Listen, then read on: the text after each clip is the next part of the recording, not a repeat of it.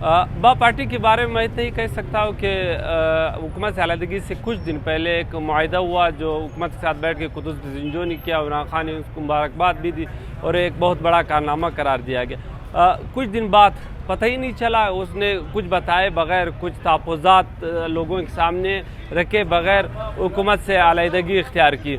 تو باپ کا کچھ سمجھ میں نہیں آتا کہ اس نے کرنا کیا ہے، اور وہ اس کو خود اپنے آپ اختیار بھی نہیں ہوتا، اس کو جہاں سے اشارہ مل جاتا ہے وہ اسی طرف چلے جاتے ہیں۔ میں نہیں سمجھتا کہ کوئی ایسا سازش ہوا بھی ہے یا نہیں ہے، مطلب یہ چیزیں پاکستان میں سرے سے وجود رکھتی ہے، اور مقتدر جو حلقے ہیں ان سازشی تھیوریوں کو لے کر اپنے مفادات کا دفاع کرتے رہے۔ عوام کو کچھ بھی ریلیف نہیں مل پا رہا تھا پی ٹی آئی کی طرف سے، اور مہنگائی وغیرہ ہر چیز عروج پہ تھا۔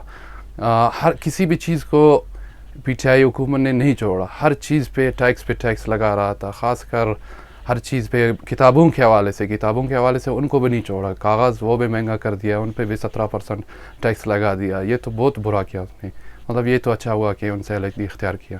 باب پارٹی نے جو علیحدگی اختیار کی ہے وہ ان کے اپنے مسئلے مسائل تھے، اور ان کو جو ہے پی ٹی آئی سے کوئی سپورٹ نہیں مل رہا تھا۔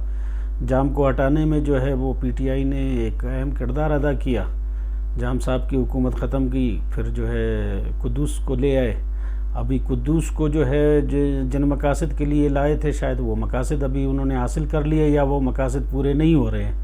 ابھی قدوس کو ہٹانے کے لیے دوبارہ جو ہے وہ جام صاحب سرگرم ہو گئے ہیں، لیکن پی ٹی آئی سے جو ہے ان کی علیحدگی ان کے اپنے مفادات کی وجہ سے ہے، ان کے مفادات کا حصول نہیں ہوا اس لیے علیحدہ ہوئے۔ ان کے خلاف کوئی عالمی سازش نہیں ہوئی ہے، اور دوسرا سب سے جو غلط کام یہ ہوا ہے کہ انہوں نے ایک سول کو کیا ہے، انہوں نے آئین کو معطل کر دیا، آئین کو پس پش ڈال دیا، بلکہ اگر یہ کہا جائے کہ آئین کو روند کر آگے چلے گئے ہیں۔